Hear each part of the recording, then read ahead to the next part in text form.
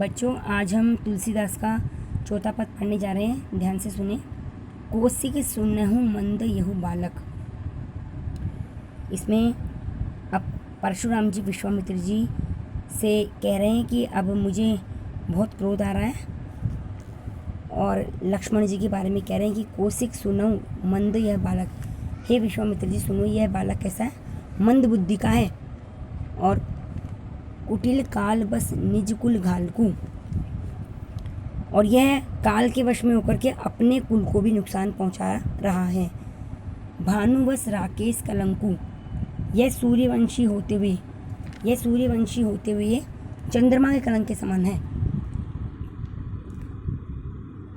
निपट निरंकुश अबुध असंकु, और ये इसको क्या बता दिया परशुराम जी ने? निपट निरंकुश अबुध, कि उद्दंडी है, मूर्ख है, निडर है।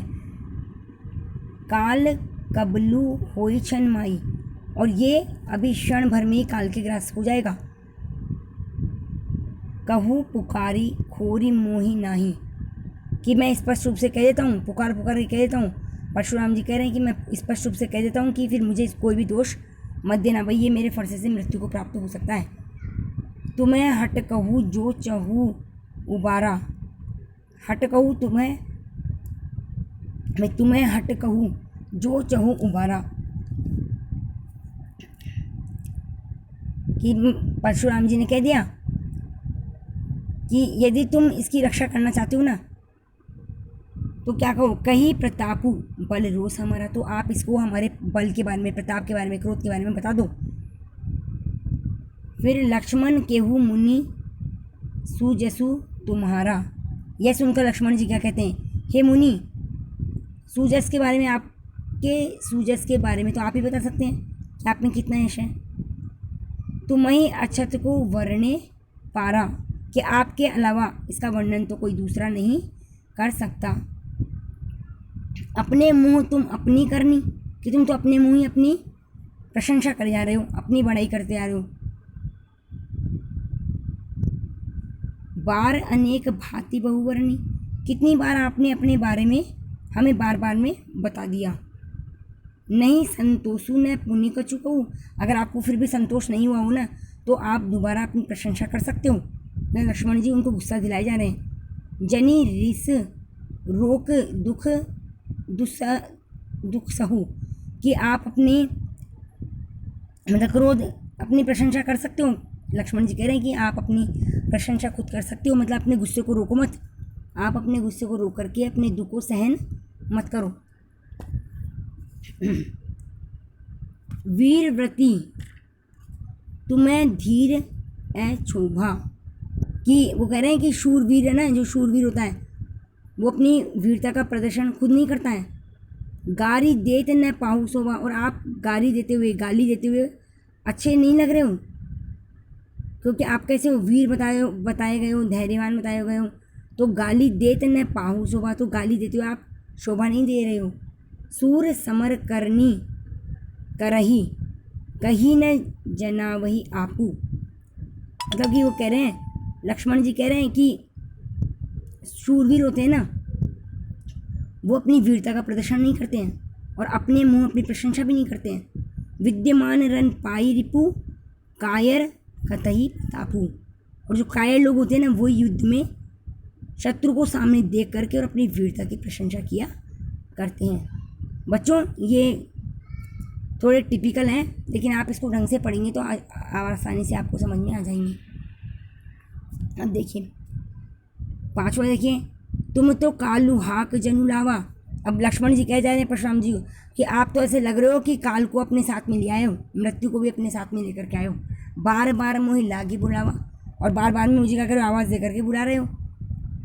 सुनत लखन के वचन कठोरा, लक्ष्मण जी के कठोर वचनों को सुन करके परशु सुधारी धैर्य कर धोरा, और अपने परशुराम जी ने अपने धोरे को, अपने फरसे को सीधा कर लिया। और अब जनी देव दोषु मोहि लोगू, अब वो कह रहे हैं कि भाई मुझे आप दोष मत देना, कोई भी व्यक्ति मुझे दोष मत देना कि मैं ये बालक को कटुवादी बालक वध जोगू, क्योंकि ये बालक क्या कटु वचन बोले जा रहा है मुझे, और ये वध करने की योग्य है। बाल विलोक बहुत मैं बाचा, बालक समझ करके मैंने इसको बहुत बचाने का प्रयास किया। अब यहू मरनिहार भा साचा, लेकिन अब ये मरने के योग्य हो गया। कौशिक कहा क्षमु अपराधु। अब ऐसी बात को देखते हुए विश्वामित्र जी ने परशुराम जी से कहा, हे मुनि, आप तो क्या है, साधु स्वभाव के हैं, क्षमा कर दो। क्षमु अपराधु, बालक के अपराध को आप क्षमा कर दो। बाल दोष गुण गणई न साधु, साधु होता है ना वो बालक के गुण और दोषों पर ध्यान नहीं देता है। खर कुठारू में अपूरन को ही, परशुराम जी ने क्या कहा विश्वामित्र जी को कि भाई मैं ना बिना मतलब में इनके ऊपर वो अस्त्र नहीं चला रहा हूँ, मतलब मेरे को गुस्सा आ रहा है इसके ऊपर, किसके ऊपर, लक्ष्मण जी के ऊपर। और आगे अपराध गुरु तो ही कि आप तो मुझे कह रहे हो कि इसे क्षमा कर दो, लेकिन मेरे सामने क्या है, मेरे गुरु का अपमान करने वाला एक अपराधी खड़ा हुआ, मैं इसको कैसे क्षमा कर दूँ। उत्तर देत छोड़े बिन मारे, कि बार बार में उत्तर पे उत्तर दिया जा रहा है और आप कह रहे हो कि मैं इसको छोड़ दूँ। केवल कौशिकशील तुम्हारे, केवल मैं तुम्हारे व्यवहार के कारण इसको छोड़ सकता था, लेकिन इसने क्या किया, मेरे प्रश्नों के उत्तर को उत्तर, मतलब मुझे उत्तर पे उत्तर ही दिया जा रहा है। ये न तय यही काटी कुठार कठोरे, अब तो मुझे क्या करना पड़ेगा, इसको अपने कठोर कुठार से काटना ही पड़ेगा। गुरई उरण होता श्रम थोड़े, और मैं क्या करूँगा, थोड़े ही श्रम से क्या कर दूँगा, गुरु के ऋण से इसको उरण कर दूँगा। गादी सुनी, देखो बच्चे प्रश्न में भी आया था आपके कि गादी सुनी किसके लिए आए है, तो यहाँ पे है विश्वामित्र जी, विश्वामित्र जी के लिए आया है। तो गादी सुनी कह हृदय हंसी, अब विश्वामित्र जी मन ही मन में हंस रहे हैं। क्यों, मुनई हराई हरी सूझ, कि मुनि को तो क्या हराई हरा दिख रहा है, कि मतलब इन्होंने क्या समझ लिया, राम जी को लक्ष्मण जी को क्या समझ लिया, सरल स्वभाव वाला समझ लिया। अयमय खांड न उखमय, अयमय यानी मतलब कि जो परशुराम जी हैं वो तो इनको क्या समझ रहे हैं, अयमय की खांड समझ रहे हैं। अयमय होता है लोहे से बना हुआ, और उखमय होता है गन्ने की, गन्ने की खांड समझ रहे हैं, इनको लोहे की खांड है। लक्ष्मण जी क्या है, बहुत तेज है, तो परशुराम जी उनको क्या समझ रहे हैं, सरल स्वभाव वाले हैं, मैं जैसे जैसे कहूँगा वैसे वैसे करेंगे। तो इस बात को सुन करके जो विश्वामित्र जी मन ही मन हंस रहे हैं कि मुनि को तो हरा हरा सूझ रहा है, और ये उन्हें क्या समझ रहे हैं, गन्ने से बना हुआ रस समझ रहे हैं। मतलब ये तो क्या है, बल्कि ये क्या है, लोहे से बना हुआ तेज खांड है। अजऊ न अबूझ, अबूझ कि परशुराम जी अभी इनके प्रभाव को समझ नहीं पाए हैं। अब आ जाइए आप छठा, केहू लखन मुनि सील तुम्हारा। अब लक्ष्मण जी क्या कह रहे हैं कि हे मुनि, परशुराम जी से कह रहे हैं, हे मुनि आप कितने शील स्वभाव के हैं, को नहीं जानत विधि संसारा, तो ये तो पूरा संसार ही आपको जानता है। माता पिता ऋण भय नहीं, कि आप माता और पिता के ऋण से तो अच्छी तरह मुक्त हो गए। गुरु ऋणु रहा सोच बड़ जी के, आप क्या है, गुरु का ऋण चुकाने की सोच रहे हैं। अब सो जनू हमरे माथे काढ़ा, इसलिए आपने सारा जो कहने का मतलब है कि सो जनू हमरे माथे काढ़ा, कि आपने हमारे माथे मण दिया, सारा दोष हमारे माथे मण दिया। और दिन चली गए ब्याज बढ़ भागा, और दिन तो आपके निकल गए, और ब्याज, गुरु का जो ब्याज है ना, आप गुरु के ऋण को चुका नहीं पाए, इसलिए ब्याज बढ़ता जा रहा है। अब आने वह हरी आ बोली कि आप क्या करो, आप तो हिसाब किताब करने वाले को बुला लो। लक्ष्मण जी कहते हैं कि बहुत हो चुका, आप हिसाब किताब करने वाले को बुला लो। तुरंत देव मैं थैली खोलूँ, और मैं, आप मुझे बता दो कितना हिसाब किताब है, तो मैं शीघ्र ही अपनी थैली खोल करके हिसाब चुका देता हूँ। सुनी कटु वचन कुठार सुधारा, लक्ष्मण जी कठोर वचनों को सुन करके परशुराम जी वापस से अपने फरसे को साधने लगे। इतनी देर में हाय हाय सब सभा पुकारा, और इस वचनों को सुन करके और सभा के अंदर सब लोग हाय हाय करने लगे। भृगुवर परसु दिखावई मोही,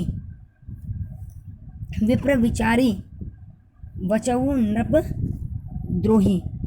अब परशुराम जी ने क्या कर लिया कि अपने फरसे को सीधा कर लिया और हाय हाय मचने लगा।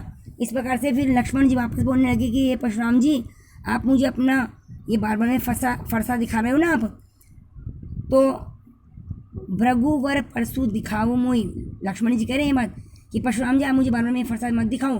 विप्र विचारी बचाओ न दो, मैं तो आपको ब्राह्मण समझ करके लड़ने से बार बार में बचा रहा हूँ। मिले न कबहू सुभट रन गाड़े, मुझे तो ऐसा लग रहा है लक्ष्मण जी कह रहे हैं कि मुझे तो ऐसा लग रहा है कि आपको कोई युद्ध में पराक्रम दिखाने वाला मिला ही नहीं, मतलब मेरे जैसे व्यक्ति से आपका पाला पड़ा ही नहीं। दिज्य देवता धरई के बाड़े, हे ब्राह्मण देवता, आप खाली अपने घर में ही अपनी वीरता बता सकते हो। अनुचित कही सब लोग पुकारे। सभा के अंदर जितने भी लोग बैठे हुए थे लक्ष्मण जी के ऐसे वचनों को सुनकर कहने लगे, भाई ये उचित नहीं है, अनुचित है, अनुचित है, ऐसा कहने लगे। और रघुपति सनहि लखन वारो, और लक्ष्मण जी को राम जी अपनी आंखों के इशारे से संकेत करते हैं कि लक्ष्मण जी अब बहुत हो चुका, अब आप मत बोलो। लक्ष्मण उतर आहुति सरिस भृगुवर कोपु कृसानु। अब क्या हो गया कि लक्ष्मण जी अब इतना अधिक बोल चुके, तो अब परशुराम जी के क्रोध रूपी अग्नि को लक्ष्मण जी के उत्तर आहुति के समान लग रहे, जैसे उत्तर देते हैं वैसे वैसे आग भड़कती है उनके मन में। बढ़त देखी, बढ़ती हुई आग को देख करके, और जल सम वचन, जल के समान वचन बोलने लगे रघुकुल भानु। और जो राम जी हैं वो परशुराम जी के क्रोध को शांत करने में लगे हुए हैं, और क्या करते हैं, वो जल के समान शीतल वचन बोल करके उनको शांत करने का प्रयास करते हैं।